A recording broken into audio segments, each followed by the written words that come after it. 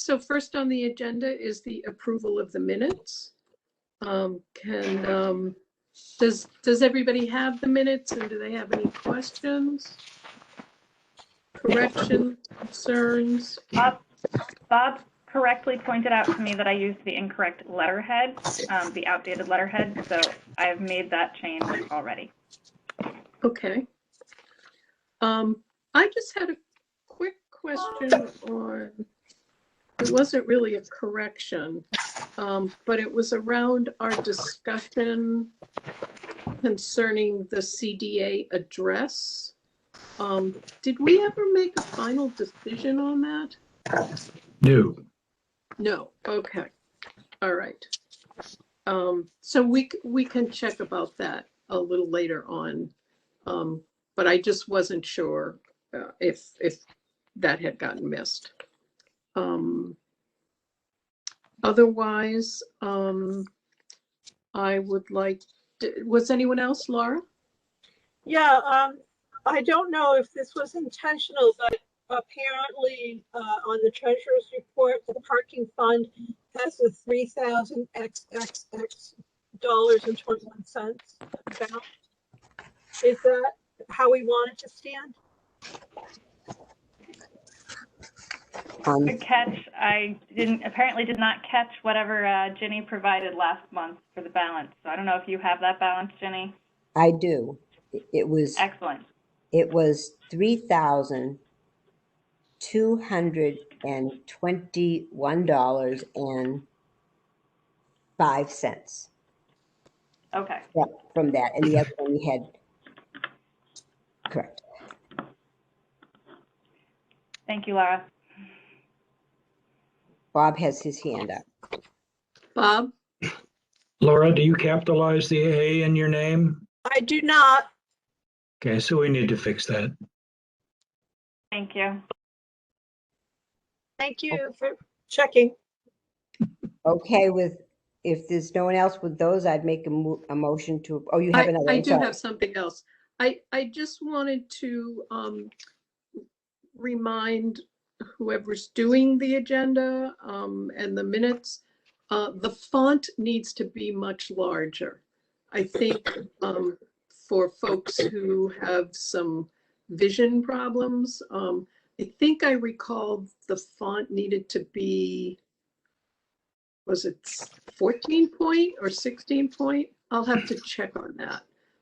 And I will get back to you about that. It is 14 point right now, which is what the minutes have been. The agenda might not be in 14 point because the agenda, if you go to the website, you can press the little A buttons and you can make it as big as you want. On the website. Well, there we go. But just as good a heads to know up on that. I would add that I think sans serif is a better font for people who have problems with their vision. Does anybody else remember seeing that somewhere? Yes, I've heard that also. So maybe if we could lose the serif font and have something more like an Arial font, supposedly easier to read if you're already having difficulties with your vision. I did not know that. And what was the name of the font again? Arial. Oh, Arial. Oh, okay. Well, I'm familiar with that one. Okay. Huh. Okay. So anything else about the minutes? Okay. Then I would like to make a motion to approve the minutes from June. Mayo. I'll agree. We'll do, Ginny? I agree. Disorder. Agree, Bob. Okay. Doug Mayo? Agree. Laura? Agree. Okay.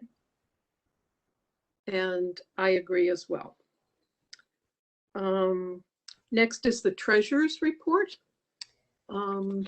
Ginny? Yes, the treasurer's report is exactly the same as last month, which is $3,221.05 in the handicap parking fund and $300 in the other one. Okay? Okay. Next month it will be different, Angelica said, because it's the new fiscal year. That's it. That's my report. And just to recall that the $300 in our general account does not get carried over to the next year. Okay. No, no, it goes, Lindsay, you're nodding yes, but my understanding is it gets rolled back and then we get another same amount. Isn't that I correct? was nodding yes that you were explaining it correctly. Yes, yes. So at the end of the year, it goes back. Whatever's left always goes back and then it gets certified. And then we get the same amount for next year, but you don't get to keep adding to it. Okay. So, No ice cream this year. Nope. okay. I think it would behoove us to make sure that we use the small amount of money that we're allocated. So Right. we'll do that. Had it not been the pandemic, I think we might have, but we could have thought of that at the end of the year. And I didn't think of that. I felt so lucky. I remembered to get the report. Okay. All right. Well, If there was something we really year. needed, Okay. Okay. Then I'd like to make a motion to accept the treasurer's report. And I'll second that, Mayo. I vote in favor. DeSorga votes in favor. Williford in favor. Jordan in favor. Mayo in favor. And I'm in favor as well. Okay. Okay, so I guess are we gonna wait for the folks, or I should just continue on at this point? Lindsay? I don't have an email back from them, so I would continue on. And we'll see what That's happens. too bad. Sorry. Okay. I was looking forward to that. Okay. All right, so then I wanted to bring up the issue of the library building accessibility. And I thought, Bob, if you don't mind, you could give us an update. And I'm not sure that everyone else knew about the conversation that you had with Hope concerning computer use there. So just wanted to do that. Yeah, I basically had been watching the library with their laptops on the lawn program. And of course, anybody in a wheelchair can't get on the lawn. So the library is now back open up again. And they have limited computers within the library, but it's no easier to get in the library than it was pre-pandemic. And you'll recall that the back door and elevator have been closed, which was the handicapped entrance. That opens up July 12th. So I would have to say that the pathway to get to that very steep handicap ramp in the back, as far as I know, has not been worked on at all. So it's still cracked, dangerous, tripping hazards for everybody. The ramp has had no changes to it. I haven't been in the basement, so I don't know what it's going to be like down there, but I assume it's about the same. I had asked Lisa Perlman via email if there were problems using power chairs in the library's elevator, because I assumed that might be a problem. And she said it's the size of the chair that's the problem. It's not the weight. So if it will fit in the elevator, it will work. I did ask her to ask her staff to kind of keep an eye out for people who had mobility issues and perhaps offer them the use of that family restroom that's on the main floor back in the children's area. It's not specifically a handicapped accessible bathroom, I don't think. Len, you may have some things to say about that. But the basement bathrooms, which will be open, are no more accessible than they were before. So, as your mom said, you should have thought of that before we left home. I have asked the question of a couple people, including Lisa, about how long will that handicapped access through the back door, as crummy as it is, still be available? Because I think sometime in August, they're going to have moved the fire station out to the temporary location, and they're going to start knocking down the old fire station, which is awfully darn close to that ramp.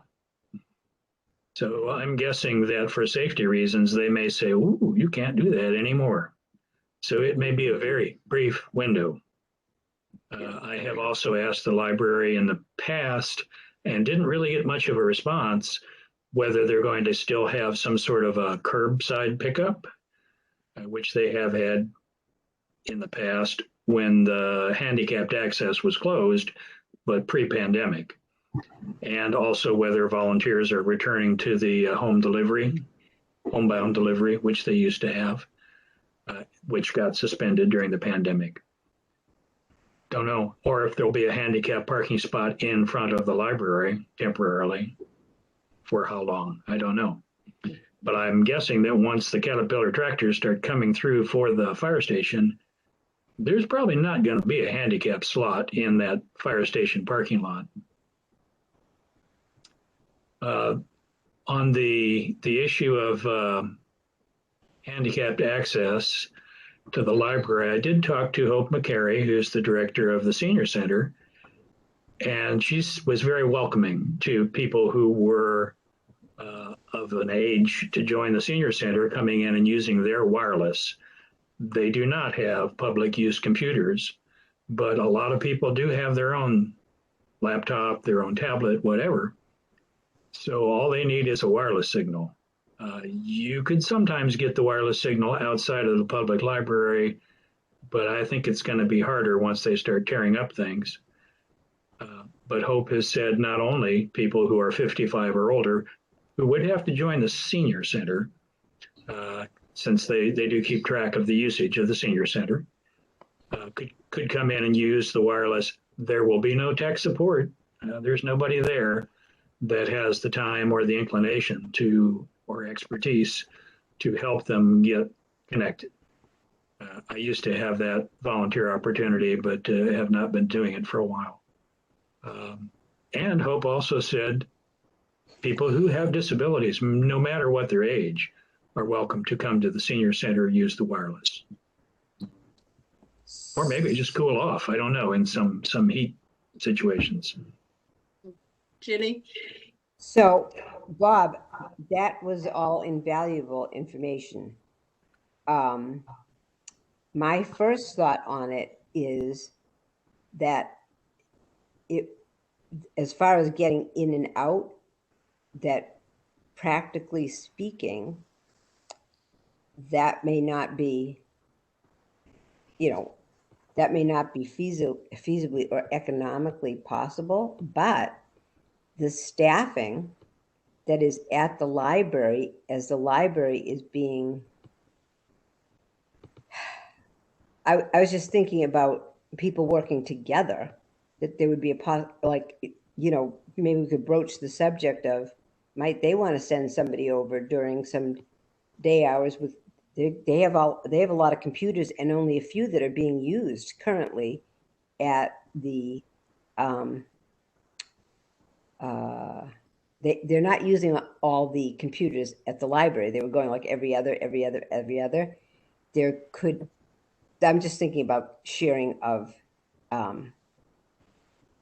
maybe sharing of a staff person to go over there and sharing some computers to over there so that there is public access to computers. And secondly, that we could, and I'd be happy to speak to, her name just went out of my head, the director, Ellen, about the home delivery, asking if we could do that because, but that's just my thoughts. That might not be the will of the group. That's all. Yeah, I don't think that the director was interested in becoming a branch library. Because I almost jokingly said, and when people put books on hold, they could say, and I'll pick it up at the senior center. No, that went over like a lead balloon. And they do have limited space within the senior center. So to set up computers means that they have to get in the way of their other programs, and sort of implies that, there'll be some help there. I don't know that the library wants to have a detachment one of the library in the senior center. Hope has talked about buying some Chromebooks. That probably would have been a good use for our $300, to buy a Chromebook or two. Yeah. Well, there's certainly money. There's money that's coming through the relief bills. True. And I think that this is a good time for us to be advocating for the use of that, so that things are accessible to all, or as practicably accessible. I would think that program with the home delivery would need, I mean, if there's going to be trouble getting in and out, I think that would be necessary. I don't know, at the very least. Yeah, of course, that was all a volunteer program. So I think because of the pandemic restrictions, the program was halted because they didn't want people going into people's homes with books and spreading stuff around. So maybe we're clear enough now. Maybe there just have to be all kinds of procedures that say, and you wash your hands between patrons. And when they were doing books out of the back or the left side of the library, there, the west side of the library, they're all stapled in a paper bag with the patron's pickup name on it. And somebody comes up the steps, they have sneeze shields in place, and they pass it over to them, and they're done. So I'm sure that's the way they would go out with home delivery as well now. Laura, did you have your hand up a little while ago? Well, my question would be, is the library inviting us, or are we inviting ourselves to work with the library to make it more accessible? It sounds like they are not inviting us per se. Would you say that's correct, Bob? Define us. Are you talking about commission members, or are you talking about handicapped people, commission members? Yeah. No, I've just been my usual in-your-face kind of person, and have always done that even before I had the commission sash. Just because I'm a retired librarian, I know the people there. I've volunteered at the library before. I've worked in libraries for years, so I kind of know what their issues are and what's possible. It doesn't always mean that it's at the top of the stack for them to do. And, let's face it, that library building has been inaccessible to handicapped for decades. That's correct. And part of the problem is that there is a restriction from the Massachusetts Historical Commission that says you can't change the outside appearance of the building. So you can't put a ramp on it, because then it wouldn't look good. So we are choosing the historical aspects of that over human needs. Not that I have any opinion on that. And Doug, as a member of the Historical Commission, may want to weigh in as well. I'd be happy to. I'd let Laura finish her thought.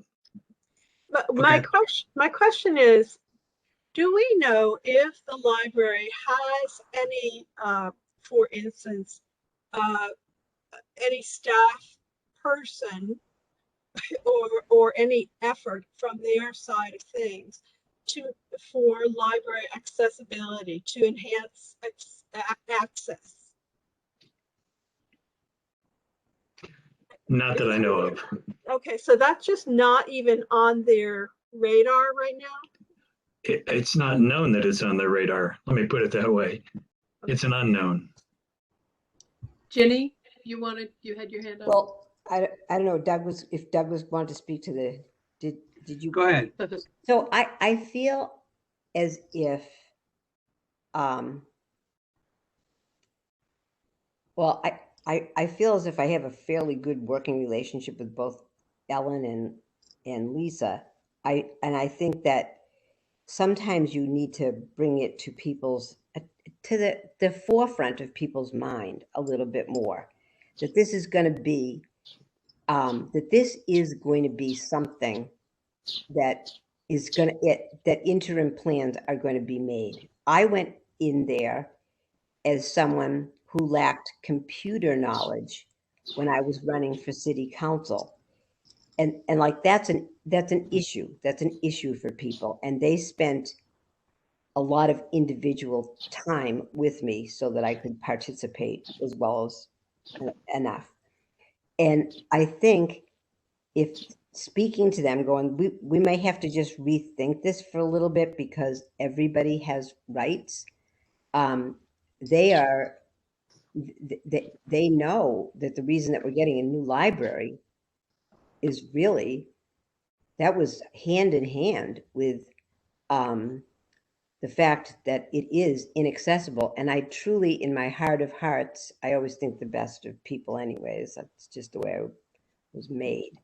But I believe that they would work that out if they, I think I know that Bob, you've already done there, but I thought, Ellen, I needed a couple of things recently, and she just was, it didn't have to do with disability, but I thought, I would not want to advocate for money to be spent on repairing something in the middle of a construction project, because I'd be afraid somebody would be hurt.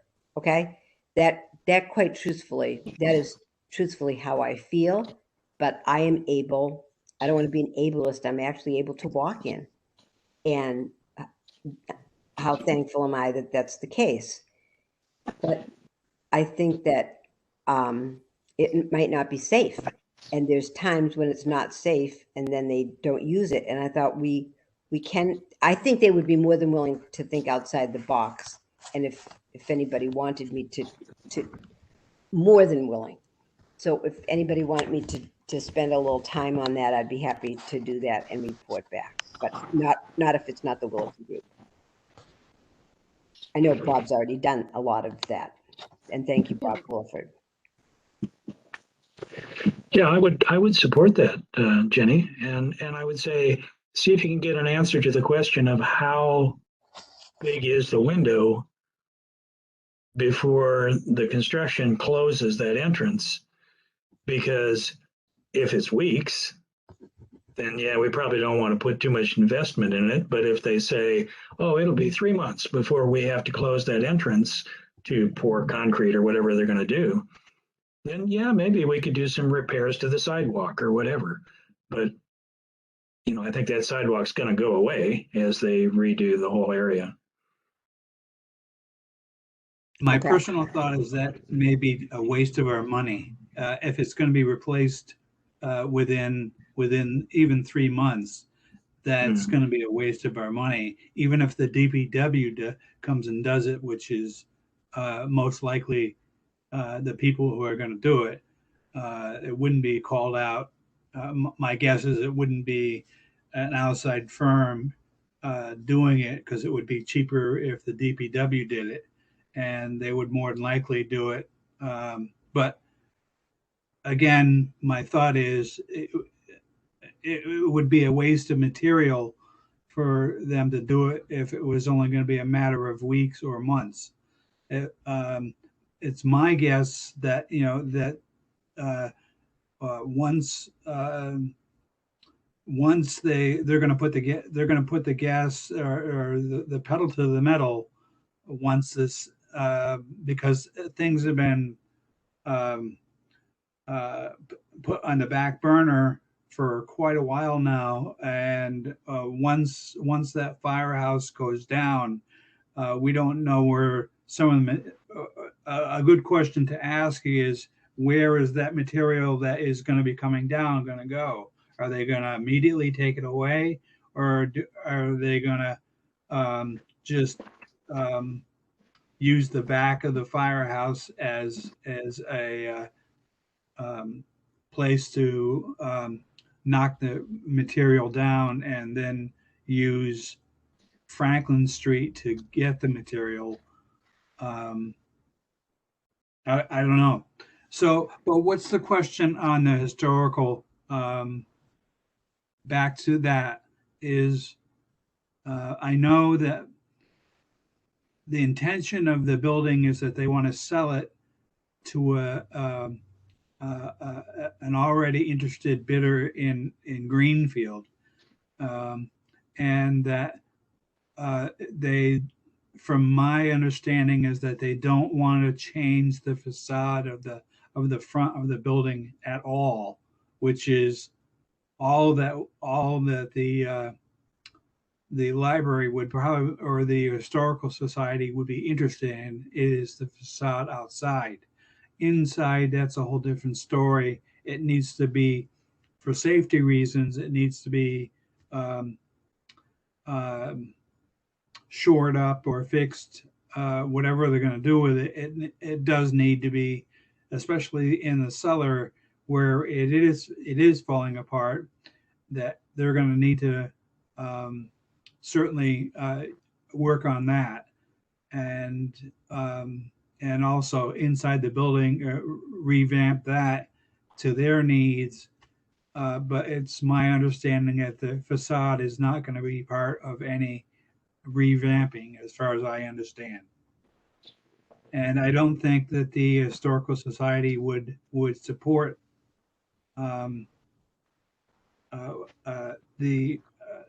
any change in the facade, given that it's an historical register building. So that's nobody from the library, as far as I know, has come before the committee to say, this is what we're going to be doing, this is what we're not going to be doing. The next meeting that we have for the Historical Society is next week, I think. No, maybe it's tomorrow. Anyway, I can bring that up and ask them if they've invited, or can we invite somebody from the library to say what their or the architect, and find out what they're going to do, what their intention is. I don't think it's anything to do with the facade, though. That's from all that I've heard, that they're going to keep the facade the same. Okay. All right. Well, Laura first, and then Lindsay. To circle back a little bit, what I wanted to understand is, does know if the library has a sort of an outreach development person, someone whose job it is to reach out and develop usership in the community. Because it seems to me that if they did indeed have a staff person that was part of their job description, that we should invite that person to participate with us as a guest at this one of our meetings. That might be Okay. Lisa. Yeah. But I have zero idea of the job descriptions of the staff at the library. Lindsay was next. Ginny, just hold on a minute. I believe it's Pam McBride who would possibly be the one, but Ellen would have to be the one to assign that clearly, as she's connected to a couple of other things that I do with the community. And my other thought is, I believe that there's currently, not that anybody likes porta potties, but I believe there's currently an ADA compliant porta potty in the fire station parking lot. I'm not sure how long it's planning to be there, but just as a heads up for bathroom access, you know, I think there's always the question of, do we provide alternative access in another location? It is locked during the day and you have to get the key from the fire station. It's locked during the day? I thought it was locked at night. The mayor said it is locked during the day and you go get the key from the fire station and it's locked at night and you can't get the key from the fire station. I go back to your mom would have told you, you should have thought of that before you left home. Okay. All right. On that note, I'm gonna move along. So next on the agenda, I just wanted was COVID-19 information. There's not a whole lot, but I just wanted to, I'm sure people have heard about the Vax a Million through the state that you can sign up. It's a lottery. If you've, you know, if you've had 2 shots, from everything I've read on the rules, you know, you're eligible to enter for, like, I don't know, what is it, $1 million? But the important thing, the main reason I'm bringing this up is there's also a second prize for scholarship money for young people who are, I guess it's 12 to 17 maybe. And if you are the winner and you are disabled, there is a program called Mass Able, which would take your lottery winnings and put it in a special needs trust. So that if you were the person who won that and, you know, didn't want to interfere with your benefits, that's available for any disabled winners. So I know it's kind of a very specific small thing, but I just thought it was interesting that they even thought that through as part of the lottery process. So yeah, so no other updates that I saw in terms of changes on COVID information right now. Did anyone else have anything that they knew about or added or wanted to add? I don't know if this, we just got something, and I don't know if this was related to, I don't know if this money was related to COVID, but it just came today. Mass Development's Technical Assistance Program to help communities address site-specific and district-wide economic development challenges. I don't know if that was a result of COVID or not, but awards from $5,000 to $50,000. You saw that, probably Lindsay and Doug. I was thinking of that. That just came from Elena Cohen and Joe Comerford today. It was a grant opportunity, and I think that there are going to be things that we're going to need that. That's one thing.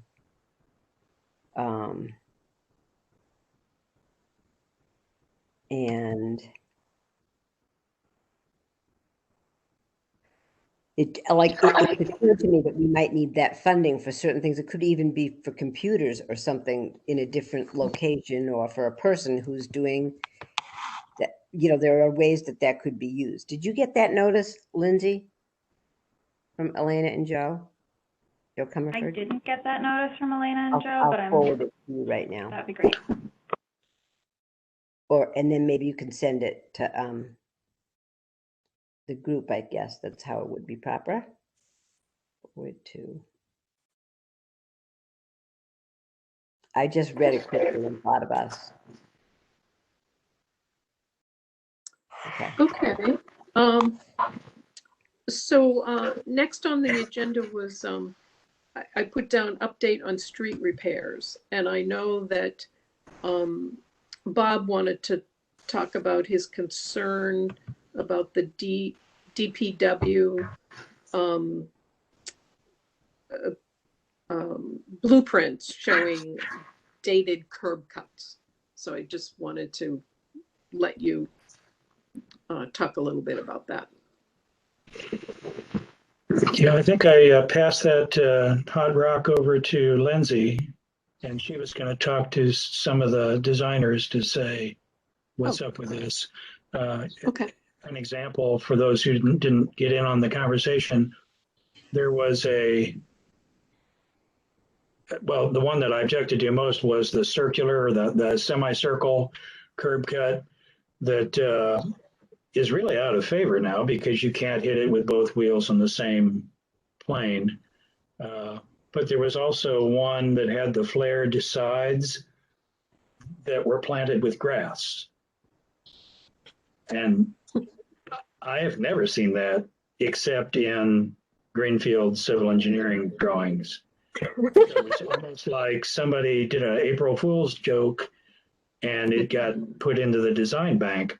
I'm not sure. There were changes when the latest rules to ADA came out about how ramps should be designed.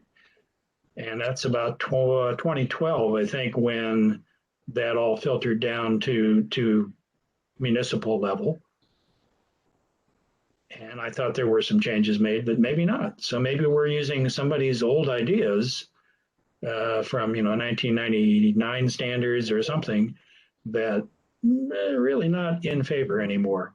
And I would say they've been doing that sidewalk paving along Colerain Street down from the small rotary in front of Greenfield Community College all the way up to Elm Street.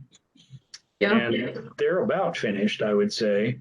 And it looks okay, except that there are a couple of curb ramps that are, again, semicircular kind of things. And they're going to have to do some street work to eliminate the lip from the curb ramp to the street. So if you're driving on Colerain Street, you might, for one thing, I think it's one way now between GCC and Elm Street when they're working, just to kind of let them get in the street. But you can see where it's not quite right yet. And I'm hopeful that they still have lots of work to do. So Lindsay would be the one who might have the answer about what the designers had to say. Let me go to Ginny first and then Lindsay. Ginny. So I have a suggestion on this. My suggestion is going to be, I've been talking to Marlo. I just got off the phone with him from the minute, 10 minutes before this. He knows how many counselors are advocating for the sidewalks, and he prides himself and does a fabulous job working as hard as he can. And so I'm just going to say this just straight out. I thought he's been under a great deal of, I feel has been working a little short staffed and is working as hard as he can. And I think we should he is so willing to do anything. That may be a little body of knowledge that he does not have. And I believe I've watched how Lindsay writes something, how she's helped me when I had a problem. And I bet that she could word that in a very kind and encouraging manner. A little thing, because I actually didn't know that either. That was, like I said, there's things we read the law and then we're not dealing with it, so we don't actually do it. And I didn't know every day I come here, I learn something different. He is just so willing to do it. It might not be that he knows. I think it would be important to word it nicely with a thank you and carefully and say, where we're almost not done because he reads those emails right away. That's my suggestion. Lindsay? Sure. So I forwarded Bob's comments over to Alan Tworog, who, for those of you who don't know, reports directly to Marlo. Alan is the engineering superintendent and the head of the town's engineering department. So Alan is responsible for putting together all the RFPs and for looking at all the plans. And he seemed to be appreciative of us raising his attention to it, but I'm not sure. I'm not sure how much of his time and attention he can take to that right now, but I will, and I did flag with him again and asked if there were any updates. I know he will be putting it when they review the next set of projects, but I will find out. I think we could word something per Ginny to the department in general to kind of provide that little nudge. So. Thank you. May I follow up? Sure. As a follow-up, if any of you who are individual citizens, we did just receive we received an email a couple of days ago from one of you who's an individual citizen to be writing to council and the mayor.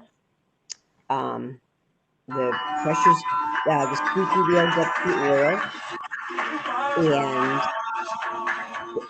in this particular case, the squeaky wheel is going to get the money.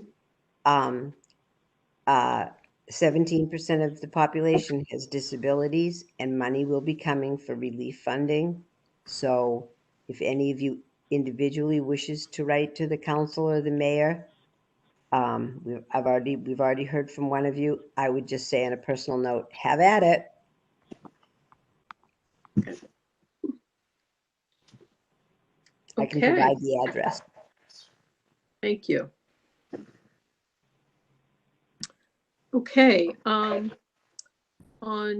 new issues, I put in the listing of disability commission within the city code. Madam Chair, did we have the decision on what kind of an email solution we might have for the commission as a old business kind of item? I didn't have it. I realized that when I looked at the minutes, I had already done the agenda, but yes. So because it's not on the agenda, we should defer it to next meeting? Well, I think if we have time today, we could do that at the end. That's what I was thinking. Right. Yeah. Thank you. Okay.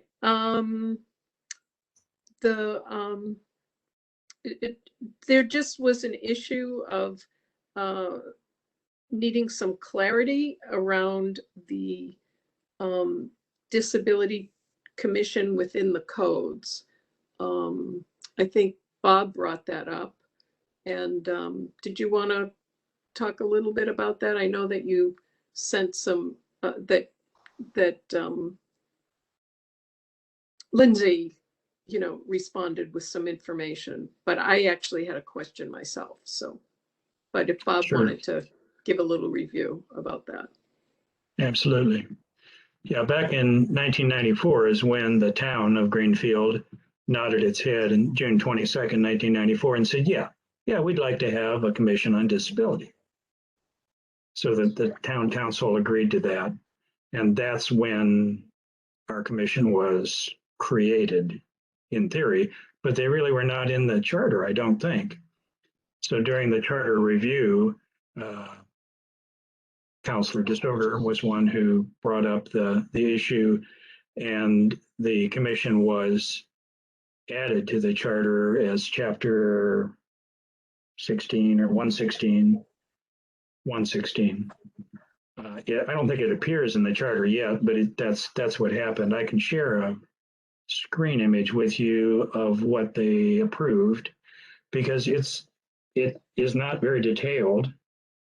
I don't know who has to give me permission. Is that Lindsay to share a screen?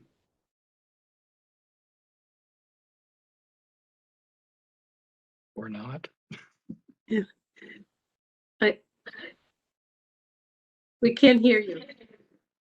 Can't hear I you. think I just made you presenter. Bob, can I have one quick clarifying point? Sure. There's a difference between the charter and the code. Right. And so we don't, many commissions don't appear in the charter, Correct. but they do appear in the code. And so the code is what you're about to refer to and show, just for clarification. Yes, the code is what I'm talking about. Okay, I just want to be clear because these are two different documents and it gets a little bit Understand. confusing. I understand, yeah. So may I share a screen? Yes. Here. I think so. I think you're the presenter now. All righty. Acrobat, share.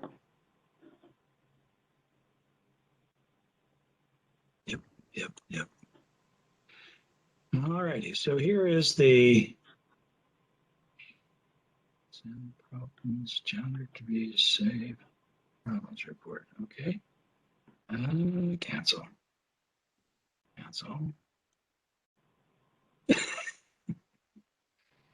How many commissioners does it take? All right, so here is the document.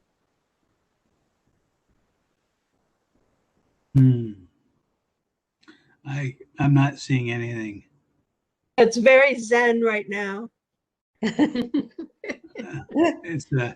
all it says is viewing Bob Williford's application, but there's nothing there.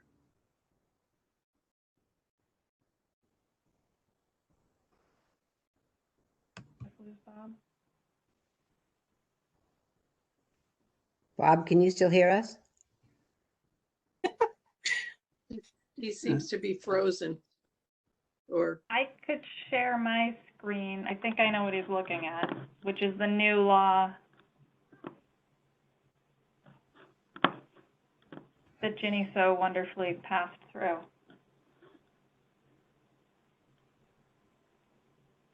If he's there. It seems to be frozen. Can I say something while we're waiting?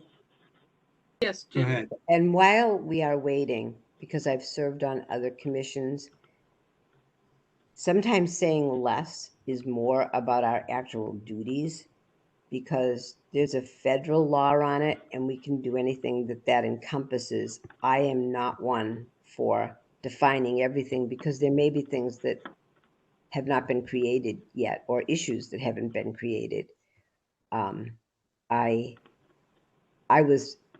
happy with the way it is. We accepted it. We know what the number are, and we can take it without codifying every single thing that we're supposed to do. We can then do everything that has anything to do with this. Do you know what I'm saying? Mm-hmm. My thoughts. Well, I think the only thing that I saw that Bob was mentioning was that it would be nice to know what the kind of chain of command is, if that makes sense. So if the commission is doing something, do we go through our do we go through our town representative, or do we go to the mayor's office? I think there was just, I think he was, wanted a little more clarity around the chain of command, if that makes sense. Does that make sense? I can understand that. Mm-hmm. What Lindsay? we've been doing previously is going to whatever the department head was, Mm-hmm. or whatever the department was.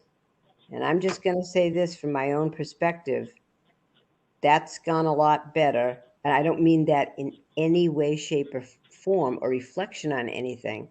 But when you put a middle person in there, you know, I would say to go to the department head, the person with the problem, and then if there's a problem, then to go to the mayor's office, because we can be as active or not as we want, and Maybe but I'm back.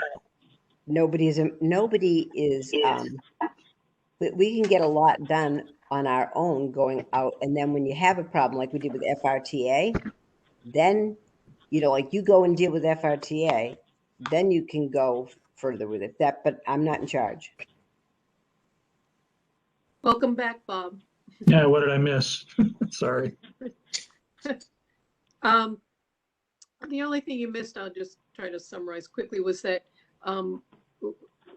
we had a discussion that sounded like you just wanted a little more clarity around the chain of command of issues for the commission. So. Right, it seems like if again, I can try to share without dying on the vine here. Let's see. Bob, are you trying to share Order 21064? Do you want me to share that? No, I don't think so. Okay. What am I trying to share?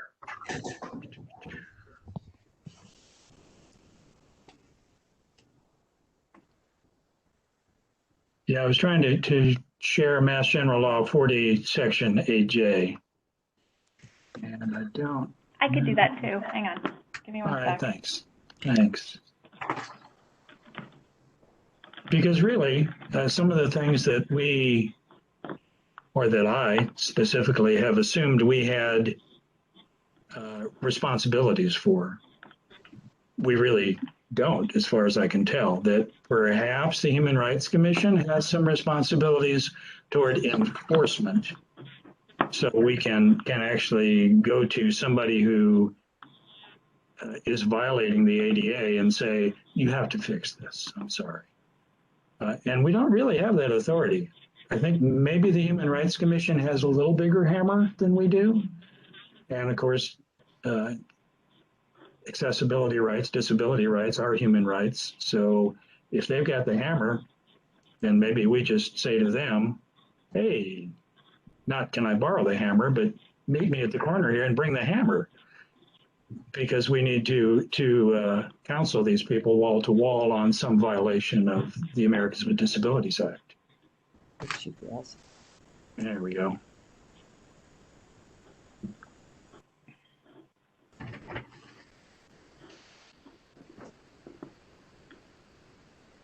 Yeah, so basically the first section of the Section 8J just says, yes, it's like vampires. If a municipality has nodded their head and say, we accept this, they have a disability commission. And how many members it'll be, Lindsay, if you could scroll down a bit.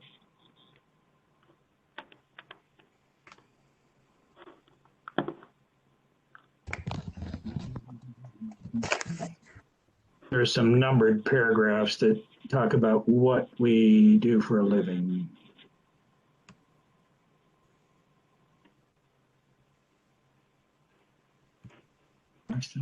You think this section is what you're... Yeah.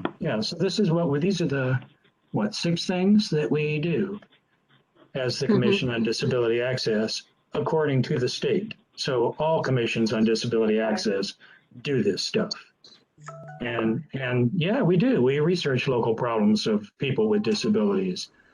And we do advise and assist municipal officers and employees in insurance compliance with state and federal laws and regulations that affect people with disabilities. That's a very important one. Yeah. Look at the wording, Zach. Go ahead. Yeah, coordinate or carry out programs designed to meet the problems of people with disabilities in coordination with programs of the Massachusetts Office on Disability. Now, see, if I were the mayor, I might say, yeah, you ask me first before you go do that, all right? Don't just say, oh, they're having a festival of I don't know, wheelchair vendors or something, and we could have a local demonstration here. So we nod our heads and they show up and the mayor is saying, who let these people in? I would say that the Human Rights Commission, when they met in May, was having some questions about getting some things approved. And they said the mayor has a plan to get the standard operating procedures for commissions and boards in writing. So I don't know that we have anything in our hand. Lynn might know from the mayor's office that says this is what you as a commission do and how you do it. So maybe that's where the language goes rather than in the code or charter or wherever, back of a napkin. So Lindsay may know more about the mayor's plans for standard operating procedures for boards and commissions. I think we need to be very careful that we don't lose any clout here, okay? I mean, I'm just saying that number 2, there's a lot of leeway in that. Yep. And there's a Human Rights Commission and there's a Commission on Disability Access. And I think the 5 people here are very concerned about this, including in our Lindsay, and it's Christian, right? Okay. So that leaves a lot of leeway into that insuring part. I'm not a lawyer, but I've read enough things that insuring is insuring, and we've done that.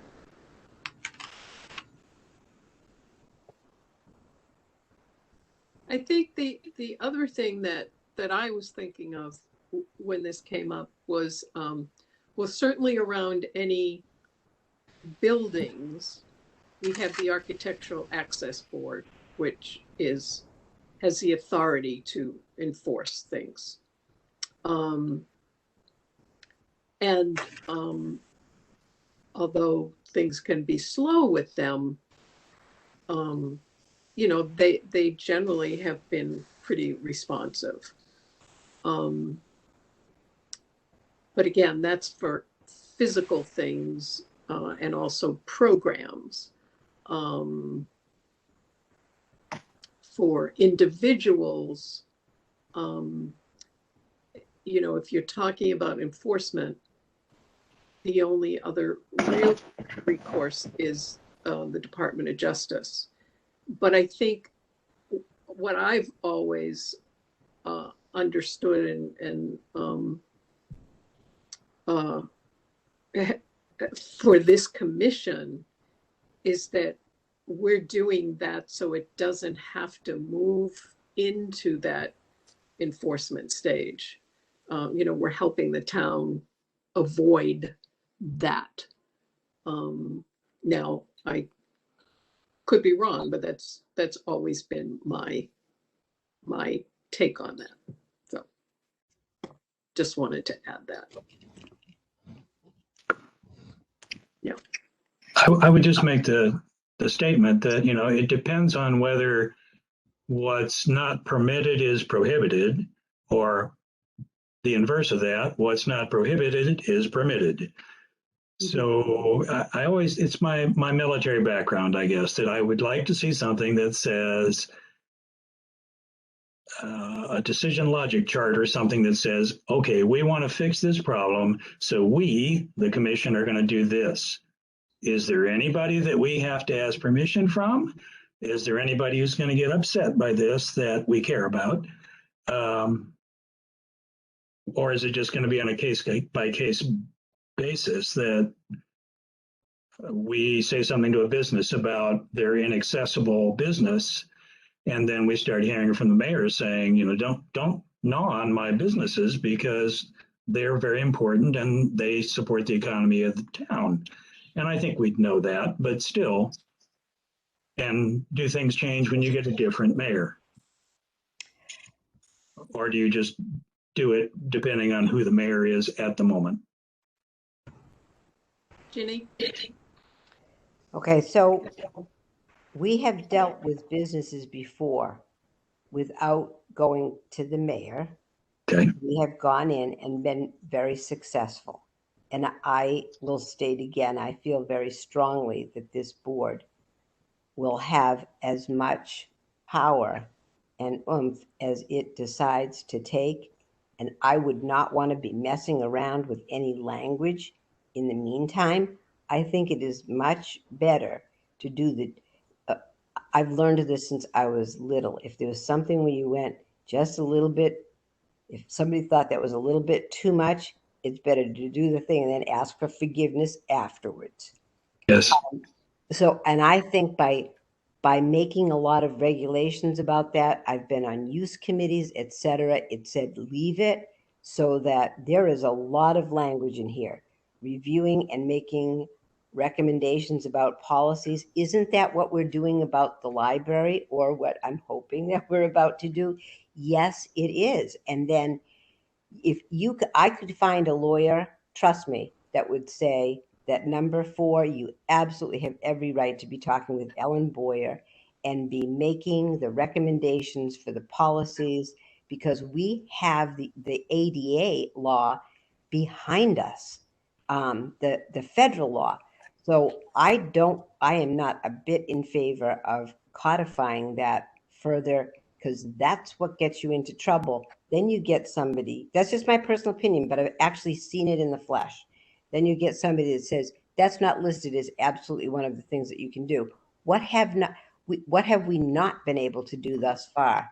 And I feel so strongly about that I'm hogging the microphone right now. And I apologize for that. But we have so much in this community that needs to be done as far as sidewalks. I have a very important issue that I need to bring up under new business that we need some time on. And I thought, please do not let language get in our way, because we can push for this for everyone. And I love learning from, I've taken 2 pictures of this, and we'll have it on my phone. We'll print it out, Bob. I knew where to find that, but don't hamper us. Let's not, the language can tie us down in a way that we don't need. And I'm sorry, I hogged the phone, the mic. Madam Chair, I yield to experience. Okay. All right. Well, I think, I think this was a very good conversation about our duties and what we want to accomplish and how we're going to accomplish it. So I think at this point, I feel comfortable taking Ginny's suggestion, if that's okay with everyone else. Bob? Oh, okay. That's a Yes. thumbs up. Okay. All right. We can move along. And this is just, Bob brought this up, and I thought it was an interesting thing. I didn't know if anyone knew any information on the Franklin County Correctional Facility, whether there is, what their status is for accessibility in the jail for their inmates. Lauren, did you have something? I spent a night there once. Uh-huh. Thanks. It was okay. Did it seem accessible? Well, the women's quarters were in the old section of the jail, and there were a lot of stairs. I don't know, since they have added so much to the ancillary buildings, I assume that there is a more accessible area. But I don't know. We Bob, can always ask the sheriff. Mhm. Bob, what prompted it? Was it something from the Department of Justice that you saw, some new standard or something like that? I'm not remembering. There was a conversation at one of the Human Rights Commission meetings where basically the census of the people that they were holding for the ICE enforcement people dropped below what the contract said was possible. So the sheriff called whoever's in charge of ICE and said, so you'll need to take your prisoners back. And there was supposedly a 30-day period when that would all happen. And they came the next morning and took the prisoners. So some of the people in the Human Rights Commission were concerned whether that was completely within the regulations, because of course these prisoners had local lawyers, did their cases transfer? Where did they go? I don't know. I think I said in my note to you, Lynn, that basically I think that the county facility of the sheriff really seems to be a humanist and takes care of his prisoners. And I think that they do a lot for them. So I don't think that was his problem. I think that might have been ICE's problem. But I may have said, that I'm assuming that they're nice to their prisoners, but I have no idea what kind of handicap accessibility they have. I think there was supposed to be a tour of the prison that maybe GCC's senior symposium was sponsoring, but I think that's already happened or it got overcome by the pandemic. I'd love to see the inside of the building. I don't know if Doug, as the historical commission guy, has seen the inside of the jail. No. Not in a long time. As a kid, I remember going in there, Yeah. but it was a long time. Right. I haven't been there for any other reason. Noted. Thankfully. I just go to get my car detailed, but it's all outside. Okay. Well, presumably all the newer buildings are up to code. I mean, they were built rather recently, is my understanding. Ginny, can't hear you. Ginny. I shouldn't have spoken. But now that I started, I think if we requested that, if there was, if when you ask nicely, if two people wanted to go see it, I'm sure that they would be amenable to that. Okay. Lindsay? They are under the State Department of Corrections, and so there should be an ADA coordinator up at the Department of Corrections, and there should be an ADA transition plan similar to the city.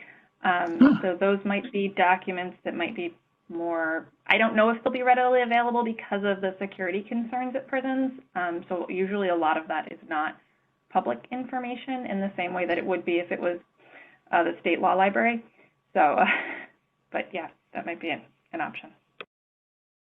And you said that was through the Mass Department of Corrections? Mm-hmm. Okay. Would Bob, who is our research person extraordinaire, have any interest in that? Well, I can see if such a thing exists and is in the public domain. Sometimes you get surprised. The first class I took in library science was a government documents course, and it is amazing how much stuff they churn out each year. Lindsay, if you would send me a reminder of exactly who's involved, then I'll see if I can track it down. And it's not like it's an issue that's on fire at the moment. No. So we have a lot of other things that are kind of smoldering. That was my. But if it's low hanging fruit, then we can look at it and like our own transition plan. If it says, oh yeah, Church Street, we need to fix that. then we'll know that they're working on it. But if it says everything's fine, maybe we'd like to bring our eyes in as well. I don't know. Okay. So I just had a couple of quick announcements before. I know Jenny wanted to bring something up, and the announcements were just, Bob is very good at ferreting out different programs that are happening. And it looks like, especially through the US Access Board, there's a webinar on pedestrian trails, like recreational issues. I think there was just one on kitchens and kitchenettes. There's one on exercise equipment, which I signed up for because I thought that would be interesting. There's also, Lindsay sent me there's a workshop through Stavros on fair housing workshop. So if anyone's interested in any of those things, I mean, I'll be happy to send them out to everybody. And then the last thing, I just happened to see in the paper today, there's going to be a new apartment building they're going to make market rate apartments through the old charter school.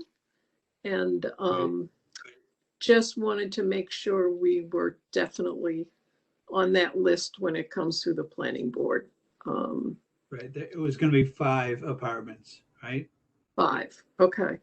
Yeah. All right. But after the issue we had with the last. Yes, I agree.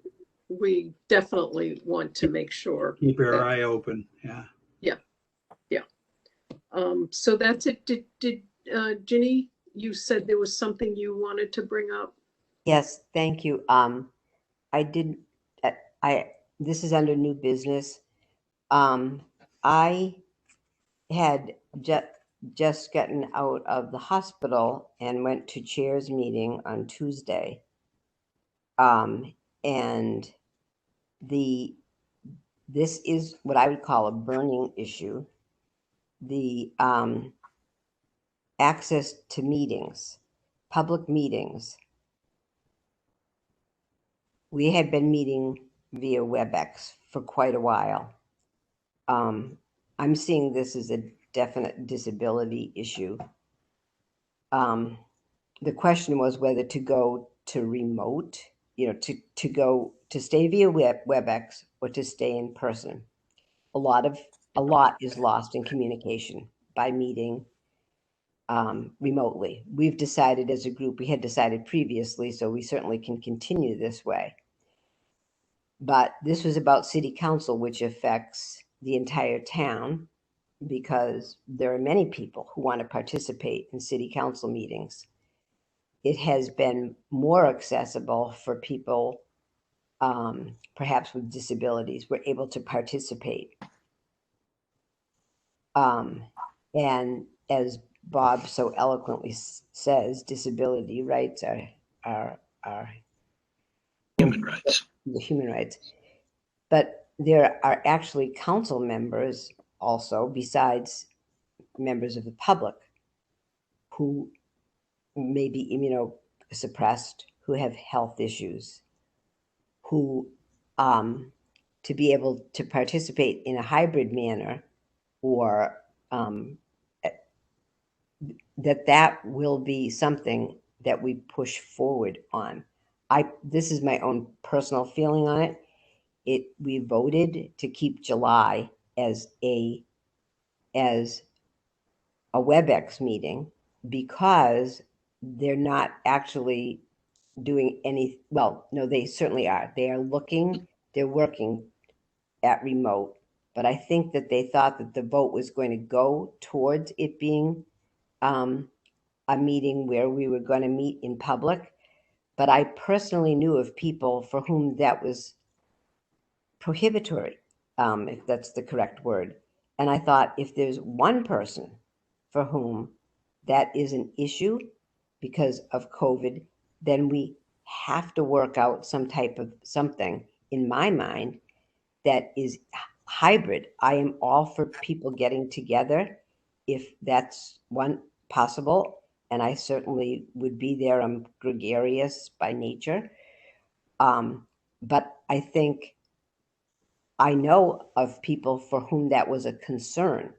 And so I brought up, how are we doing them with the hybrid model? And I've spent a couple of hours on the phone today with different people whose areas of expertise. And Danny Letourneau is filling in for the mayor right now, and I'm sure she is at the end of this week at a wake and a funeral of her, Dee Letourneau. So that would not be a good time to be bringing that to her attention. But I don't know how the rest of the group feels, but I'm kind of thinking you might feel like I did. I've talked to different people, and to have any type of a hybrid model, this is from individual people that I talked to, that a tech person might need to be on that night for I don't know how it's going to come out, but it will probably come out at our meeting. Maybe they'll bring it on to new business for July, but I wanted to apprise everyone of this situation. It sounds like they might have needed a widescreen webcam and a monitor, but every city councilor is equipped with a Chromebook. So if it was a live meeting, they need a tech person and a way to tie in to streaming. But then people who were home could be able to go too. So it's definitely a disability issue. And I felt it needed a little attention. And it just came up on Tuesday. I thought it was so we voted for a month to go like that. And I just wanted to make sure that everyone on disability access was aware of that, and kind of to read a room on it, or at least, because it's new business, maybe not, but at least to make you apprised of the situation, that you might want to weigh in with your thoughts or your counselors or whatever. I know that there are people that were actually at home that were able to participate because it was via WebEx, where they normally wouldn't have been able to. And the edict does go until April of 2022. So I thought, we're getting some money. Let's look into that. That's my own personal opinion, but I wanted to make you aware of the situation. That's it. Any other comments is fine.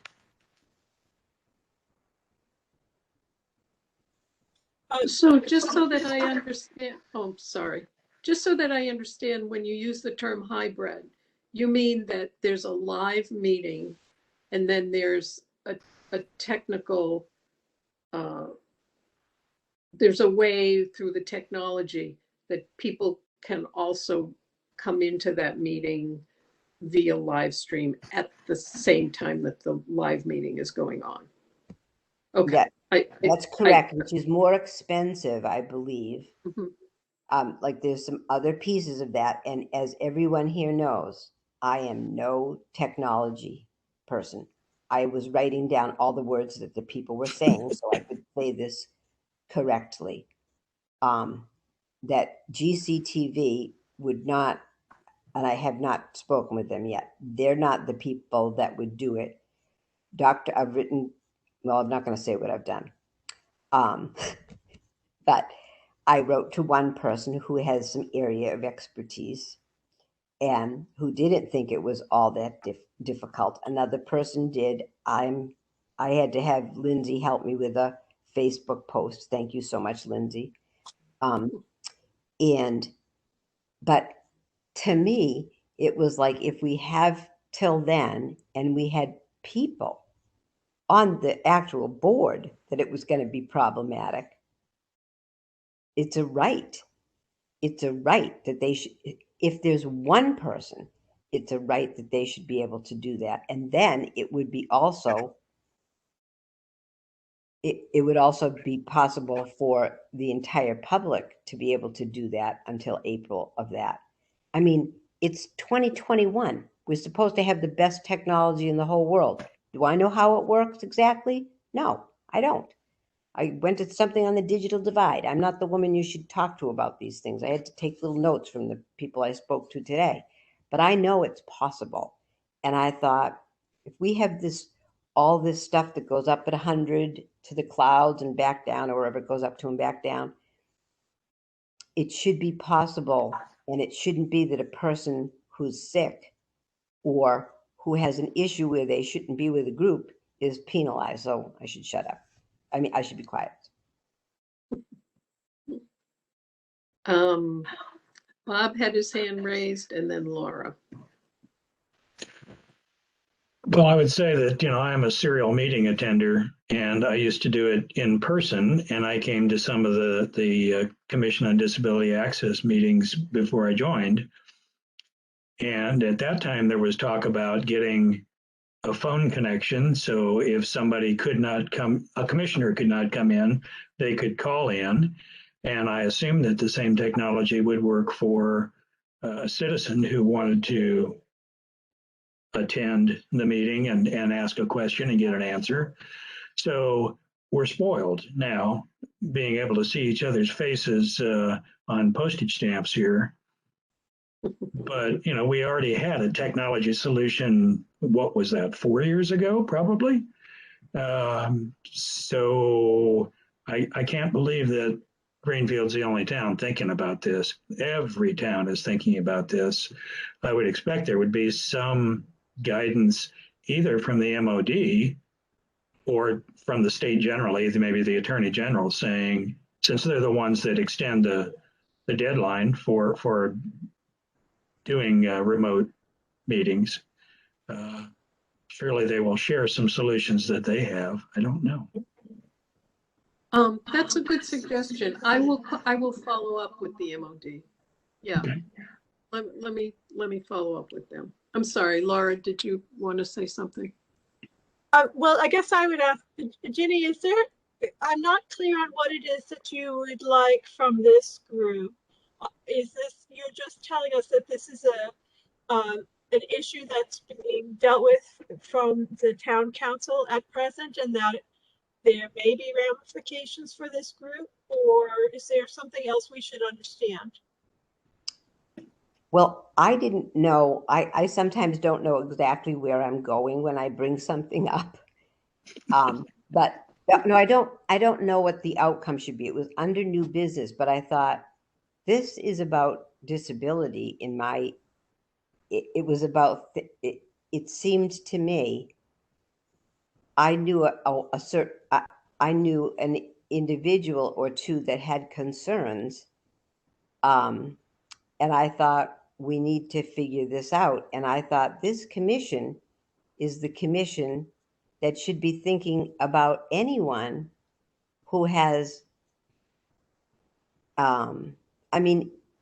there's a wide description of what someone with a disability is. In this particular case, it could be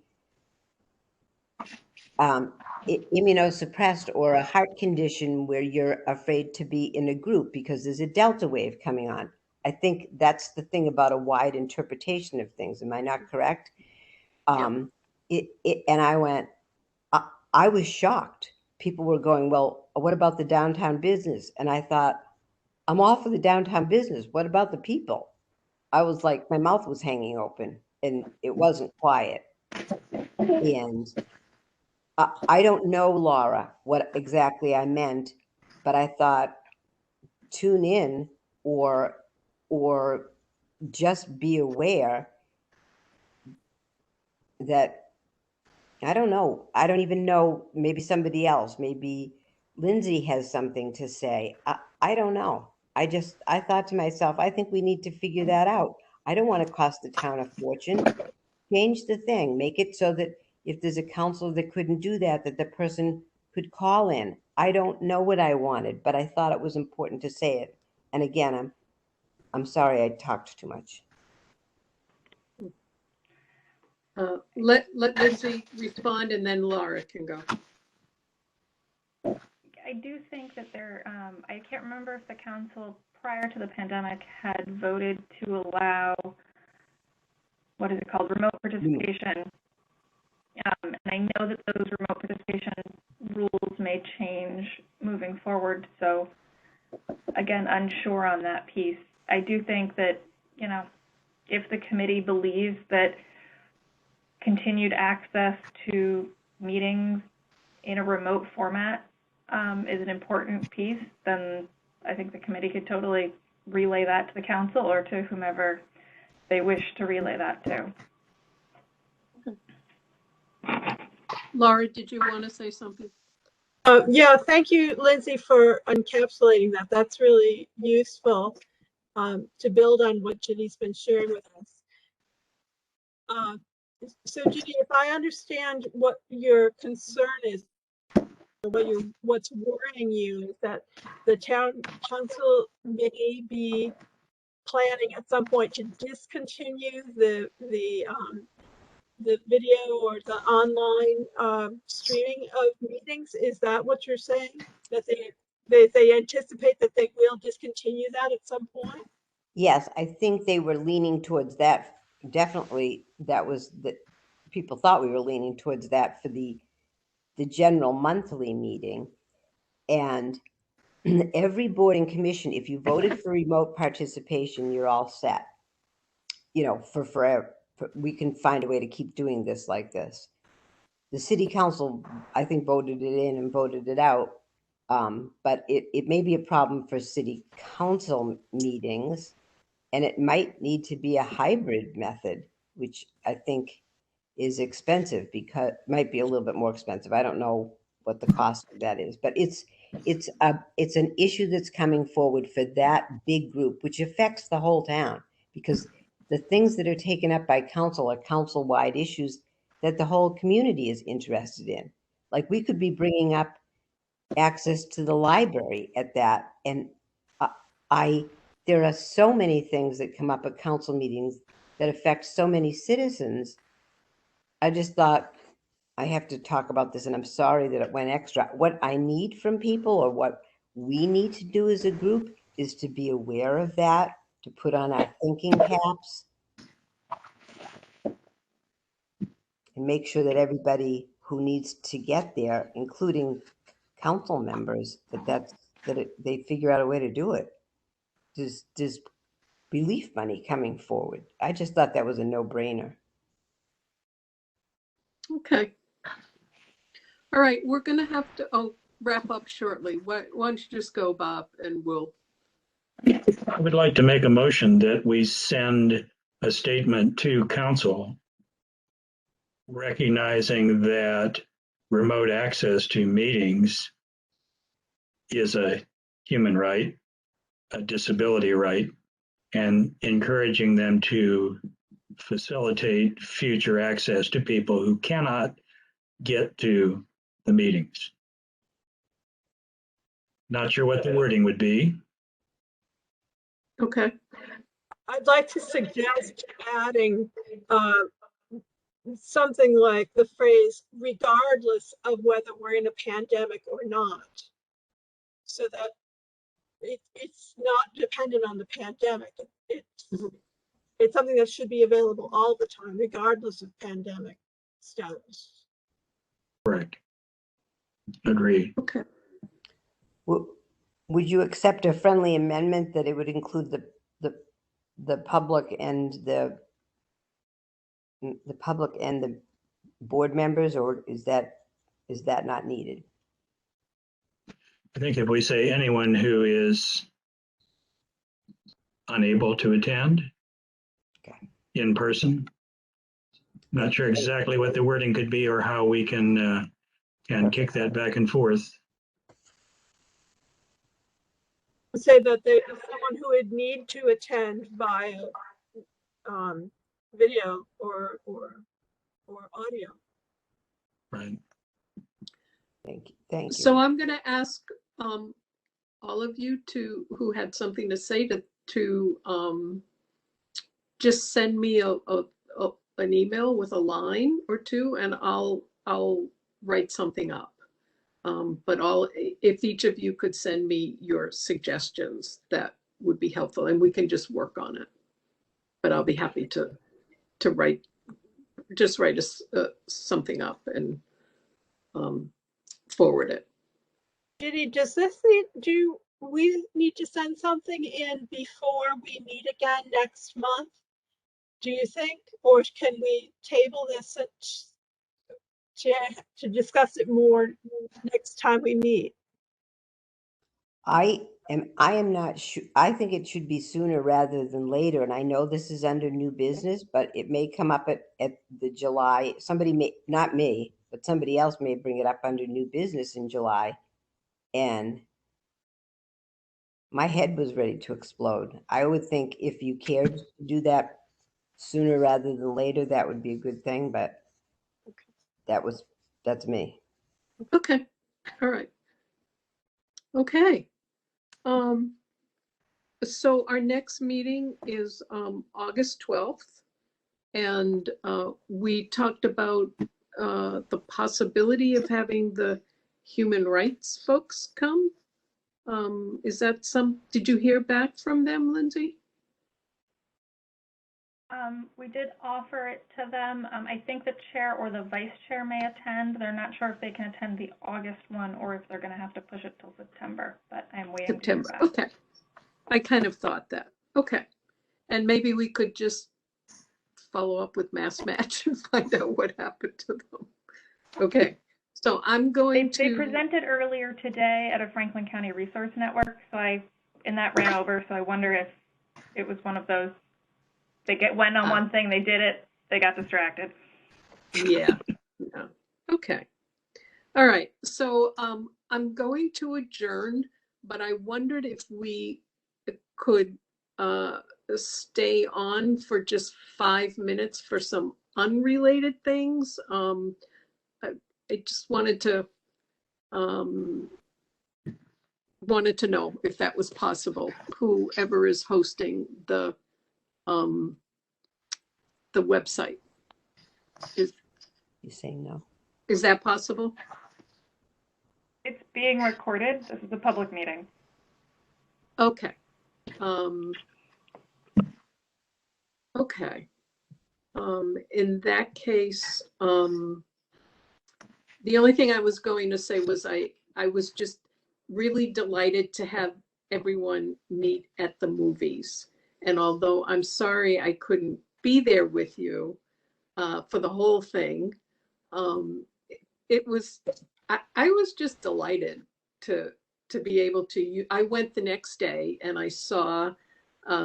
I'm sorry, I went on Sunday and saw a movie and got to use the lift and got to come back up and got to have popcorn, and it was very moving for me. It really was.